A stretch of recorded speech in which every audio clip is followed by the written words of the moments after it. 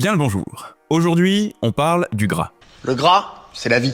Je vais te donner 7 signaux qu'il faut que tu gardes à l'œil et qui peuvent être synonymes du fait que tu consommes trop de gras, et on commence tout de suite. Le premier indice, il est pas très classe, mais il est plutôt parlant et facile à identifier. Tu as des selles fragmentées et qui flottent. Et pour expliquer ça, il faut revenir un petit peu sur le principe de ce que c'est qu'une digestion. Lorsqu'on mange des aliments, ils font une taille très importante. On va donc les mâcher dans notre bouche, on va en réduire déjà la taille grâce à la mastication, et puis on les avale. Une fois qu'on les avale, ils tombent dans un tube qu'on appelle l'œsophage et ils arrivent dans l'estomac. L'estomac, c'est un peu une sorte de gros bain d'acide qui va avoir pour objectif de dissoudre, ça veut dire de découper les aliments, qui sont encore trop gros, en fractions vraiment toutes petites, des tout petits morceaux vraiment ridicules. Pourquoi est-ce que l'estomac fait ça? C'est parce que le but, c'est que ce qu'on retrouve dans nos aliments, le sucre, le gras, les vitamines, etc., puisse ensuite passer dans notre sang pour être distribué partout dans notre corps. Comment est-ce que ça se fait? Eh bien, ça se fait grâce à un organe qu'on appelle l'intestin grêle. Tu as déjà entendu parler des intestins. C'est un gros tube et tout au long de ce tube, les petits morceaux d'aliments vont passer au travers de la paroi de ce tube pour aller ensuite dans notre sang.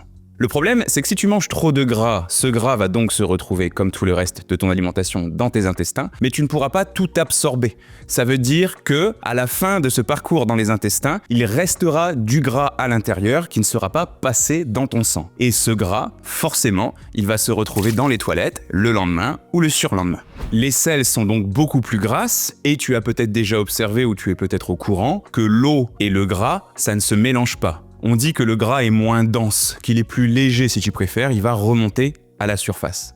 Et bien là, c'est un petit peu la même logique. Si tu manges trop de gras, tu retrouves trop de gras dans tes selles et lorsque tu les expulses dans les toilettes, ils vont remonter à la surface de l'eau des toilettes et en plus de ça, ils vont être un petit peu fragmentés en morceaux plutôt que d'avoir de jolies selles bien moulées. Bon, jolie façon de parler, bien évidemment. Donc ça, c'est un indice qui est assez facile à observer visuellement, mais bien évidemment aussi quand tu es sur les toilettes, tu vas te rendre compte que tu vas avoir des selles beaucoup plus liquides, un peu comme une espèce de pseudo-diarrhée.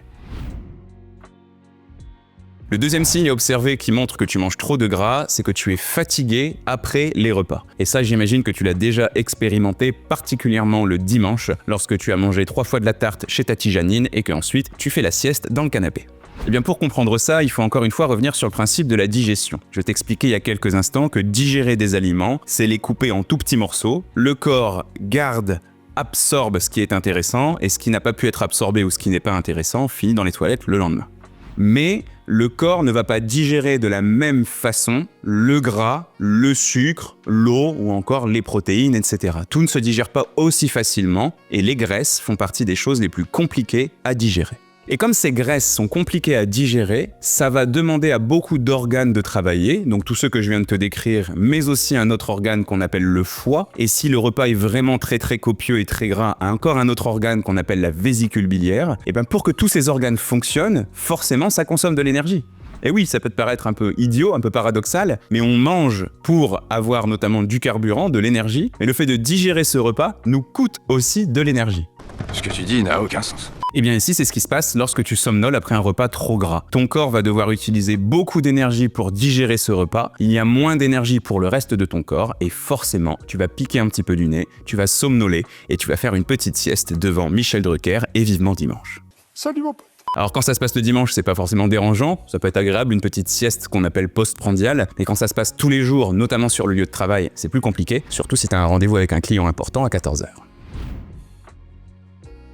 Troisième signe qui montre que tu manges trop de gras, c'est que tu vas avoir d'une certaine manière mal au ventre, ce qu'on appelle un inconfort digestif. Ici, il va y avoir plusieurs signaux dans cette logique. Premièrement, tu vas avoir des remontées acides. Pourquoi ça ? Je te l'expliquais il y a quelques instants, les graisses sont les choses les plus compliquées à digérer dans notre alimentation. Comme elles sont très compliquées à digérer, si tu en consommes trop, le temps que les aliments vont passer dans ton estomac va s'allonger, le temps que l'estomac réussisse à bien faire son travail avec tout ce gras. On dit que les graisses ralentissent la vidange gastrique, c'est-à-dire la vitesse à laquelle l'estomac fait son travail, puis se vide derrière. Mais le souci, c'est que pendant tout ce temps de digestion, tu l'entends peut-être parfois, ton estomac fait du bruit, il va brasser, c'est-à-dire qu'il va se contracter un petit peu dans tous les sens pour pouvoir écraser les aliments que tu as consommés et donc les réduire en petits morceaux. Mais le fait qu'il s'écrase comme ça, qu'il se comprime et qu'il se compresse et qu'il travaille trop d'une certaine manière dans tous les sens, ça va augmenter un petit peu la pression dans ton estomac. Et à l'entrée de ton estomac, tu as une petite porte qui sépare ton œsophage de ton estomac, qui se ferme pendant la digestion. Mais si la pression dans ton estomac est trop importante, il est possible que cette porte fasse mal son travail. Cette porte, on l'appelle le cardia, et donc que le contenu de ton estomac qui est très acide remonte un tout petit peu. Et c'est ce qui engendre les brûlures d'estomac, ou encore appelées remontées acides. La deuxième façon d'observer ce phénomène, c'est que ton transit intestinal, c'est-à-dire la vitesse à laquelle tu digères les aliments, va être trop rapide. Et ici, je reviens sur ce que je t'expliquais il y a quelques instants. Je te disais que pour digérer le gras, ce qui n'est pas spécialement le cas pour les protéines et pour les sucres, tu vas beaucoup faire travailler ton foie et potentiellement la vésicule biliaire. La vésicule biliaire, comme son nom l'indique, elle contient un petit liquide qu'on appelle la bile. Et cette bile, elle aide à digérer les graisses, mais uniquement si le repas est trop gras. Il faut vraiment que tu te dises que la vésicule biliaire, c'est comme une espèce de petite réserve, une petite poche de réserve, qui n'est pas toujours sollicitée, qui n'est pas toujours vidée. Mais si le corps se rend compte que le repas est trop gras et que le foie va galérer à digérer tout ça, la vésicule biliaire rentre en jeu, déverse sa bile dans les intestins et la digestion du gras est censée être facilitée. Le problème, c'est qu'une trop grosse quantité de gras dans tes intestins, mélangée à une trop grosse quantité de bile, ça va beaucoup trop lubrifier tes selles. Tes selles vont devenir trop glissantes d'une certaine manière, trop fluides d'une certaine façon. C'est aussi pour ça que, comme je te l'expliquais dans la partie numéro 1, elles sont fragmentées lorsque tu vas sur les toilettes. Et bien ici, c'est pas très compliqué à comprendre, finalement, ça va faire un peu un effet laxatif. Et ici, finalement, c'est assez logique à comprendre, tes selles qui sont trop lubrifiées vont avancer trop rapidement vers la sortie, donc vers ton anus, puis vers les toilettes, et du coup ça va donner une expulsion des selles beaucoup plus brutale, beaucoup plus violente, une espèce de diarrhée d'une certaine manière, mais aussi beaucoup plus bruyante. Très classe cette vidéo, vraiment. Quatrième signe qui montre que tu manges trop de gras au quotidien, tu as des troubles du sommeil, tu as du mal à t'endormir et à bien dormir. Et là, tu peux te dire, attends, qu'est-ce qu'il raconte? Je comprends plus rien. Il vient de me dire juste avant que quand on mange trop de gras, on somnole, et maintenant il me dit que mes nuits vont bien se passer. Et oui, et c'est toute la différence entre être fatigué et être reposé. Parce que certes, ça va créer une petite sensation de somnolence, qui fait que tu vas avoir envie de dormir. Mais rien ne fait que cette envie de dormir va se traduire par une nuit ou une sieste qui se passe bien. Parce qu'en fait, la problématique, c'est que tu manques d'énergie, certes, mais tu manques d'énergie parce que ton système digestif, donc estomac, intestin, foie, etc., travaille trop. Ton corps, en fait, il est pas du tout en mode repos. Au contraire, il travaille beaucoup plus que ce qu'il devrait travailler. Donc certes, tu vas avoir cette sensation de somnolence qui fait que tu vas peut-être t'endormir ou avoir cette sensation d'avoir envie de dormir plus facilement, mais ta nuit va nettement moins bien se passer parce que ton corps ne va pas du tout être au repos. Il va pas du tout se réparer, il va pas du tout se régénérer. Au contraire, il va bosser beaucoup plus qu'il ne le devrait. Et la traduction de tout ça concrète, c'est que certes, tu vas somnoler beaucoup plus facilement, mais tu vas te réveiller beaucoup plus régulièrement pendant ta nuit ou ta sieste. On dit que tu vas avoir un sommeil fragmenté. Et ça, c'est le meilleur moyen de se réveiller avec la tête dans le brouillard. Cinquième signe qui prouve que tu manges trop de gras au quotidien, tu as une peau de mauvaise qualité et tu fais surtout de l'acné. Ici, pour expliquer cela, il va falloir que je revienne sur un terme que j'utilise très régulièrement dans mes vidéos, le mot inflammation. Tu connais peut-être ça parce que parfois quand on a un petit souci de santé, le médecin nous met sous anti-inflammatoire. Pour comprendre ça, il faut garder en tête qu'à longueur de journée, notre corps est exposé à différentes menaces. La pollution, le tabagisme, le stress, la prise de médicaments ou encore l'alimentation de mauvaise qualité. Cette inflammation, elle peut être locale, par exemple si tu te mets un coup de marteau sur le bout du doigt, mais si elle se passe dans tes intestins, elle peut un petit peu se généraliser. C'est-à-dire que tes intestins vont moins bien fonctionner et tout ton corps va lui aussi beaucoup moins bien fonctionner. Suite à ce dysfonctionnement, selon le contenu de ton alimentation, le corps a deux façons de se comporter. Soit il a une action inflammatoire ou pro-inflammatoire, ça veut dire que la cascade de réactions va être de pire en pire d'une certaine manière. Soit il a une réaction anti-inflammatoire, ça veut dire que tout ce qui est gonflement, tout ce qui est douleur, va plutôt être apaisé. Et bien ici, selon qu'on parte sur de l'inflammation ou de l'anti-inflammation, ça va dépendre de la qualité de ton alimentation.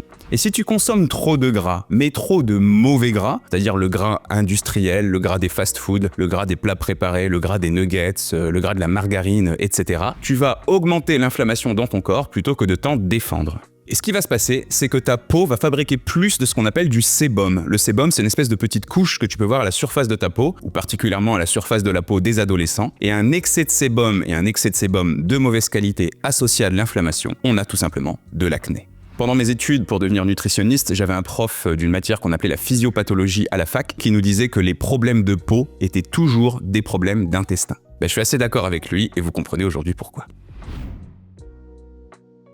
Sixième signe qui prouve que tu manges trop de gras, cette fois ça se passe dans ton sang ou plutôt dans ta prise de sang, tu as un excès de cholestérol. Et ici, bien évidemment, je parle plutôt de ce qu'on appelle le mauvais cholestérol, c'est-à-dire le cholestérol LDL. Attention, petite pause. Il n'y a rien de mauvais ou de bon dans ce que ton corps fabrique. C'est la nature. Si ton corps fabrique du cholestérol, que ce soit le LDL qu'on appelle mauvais ou le HDL qu'on appelle le bon, c'est pour une bonne raison. On appelle ça mauvais cholestérol parce que dans nos sociétés actuelles, à cause de l'alimentation de mauvaise qualité, l'excès de stress, la prise de médicaments, on a tendance à en fabriquer trop et on a tendance derrière à avoir des risques sur la santé de notre cœur, c'est-à-dire nos artères qui se bouchent. Mais il n'y a pas d'histoire de bon ou de mauvais, tout comme il n'y a pas forcément d'histoire de bon ou de mauvais sucre. Tout est une question de dosage.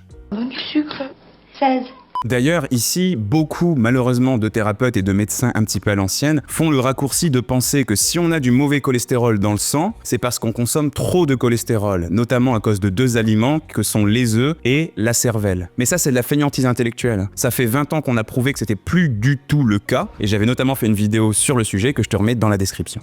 Le vrai problème avec les graisses, qui a été prouvé par cette étude que je te remets aussi dans la description, ne vient pas forcément du cholestérol qu'on consomme, mais surtout des graisses qu'on appelle les graisses trans. Je vais pas rentrer trop dans le détail parce que là c'est vraiment des explications biochimiques, mais disons que les graisses trans, ce sont des graisses qu'on va surtout retrouver dans les aliments industriels. La margarine, le poisson pané, les plats préparés, les fast-foods, etc. Et ce sont ces graisses qui, accumulées dans ton corps, font le plus de dégâts. Et là, du coup, ça fait la connexion avec ce que je t'expliquais, c'est-à-dire qu'à la base, l'être humain, il n'était pas censé consommer ces graisses trans. Ces graisses trans, elles sont apparues dans notre alimentation à partir des années 60-70, l'explosion des supermarchés et l'arrivée des aliments de merde, c'est-à-dire les plats préparés qu'on retrouve dans les rayons de nos supermarchés. C'est de la merde! Donc le premier réflexe pour équilibrer son alimentation vis-à-vis du gras que tu consommes, c'est pas que tu manges moins de gras, c'est que tu manges du gras de meilleure qualité. Le gras des poissons gras, le gras des noix ou encore le gras de l'huile d'olive par exemple. Attention, ça reste du gras, hein. Le but c'est pas d'en manger à volonté non plus. Mais pense d'abord à la qualité de ce que tu manges plutôt que de penser à la quantité. 7e et dernier indice qui prouve que tu manges trop de gras au quotidien, il est évident, tu prends du poids ou tu as beaucoup de mal à en perdre. Je t'expliquais tout à l'heure que le gras était la chose la plus compliquée à digérer dans notre alimentation, c'est aussi la chose la plus calorique. 1 gramme de sucre t'apporte 4 calories, 1 gramme de protéines 4 calories aussi, 1 gramme d'alcool ou d'éthanol 7 calories, 1 gramme de graisse 9 calories. Donc forcément, si tu consommes trop de gras, tu vas consommer trop de calories. Si tu as trop de calories et que tu ne les brûles pas, grâce à l'activité physique ou à l'activité de ton cerveau notamment, ton corps va stocker ces calories. Et comment est-ce que ton corps stocke ces calories? En fabriquant du gras et en stockant ça dans tes fesses, dans tes cuisses, dans ton ventre, bref, là où on veut en perdre. Mais il y a un autre effet, un petit peu piège, c'est que comme je te l'expliquais plus tôt dans la vidéo, le gras en excès et le mauvais gras en excès va augmenter un phénomène qu'on appelle l'inflammation. Cette inflammation va inquiéter ton corps et comme réponse, ton corps va davantage stocker du gras plutôt que de le brûler. Donc résultat des courses, même si tu manges moins de calories, mais que encore une fois ce sont des calories de mauvaise qualité, eh ben, tu vas te battre un petit peu contre ton poids, mais tu vas très difficilement réussir à t'en débarrasser. Je le répète encore une fois, pour perdre du poids, faut pas manger moins, il faut d'abord manger mieux. Sinon, c'est un régime, et les régimes, ça sert à rien. J'imagine que tu le sais très bien. Si cette vidéo t'a plu, n'hésite pas à passer sur le site lenutriscope.fr pour apprendre à manger équilibré. Bien évidemment, n'hésite pas à me laisser un petit like et à me dire en commentaire si tu as apprécié cette vidéo. Tu peux aussi t'abonner à la chaîne si c'est pas encore fait. Moi, je te retrouve ici 2 fois par semaine et tous les jours sur tous mes autres réseaux sociaux. Salut!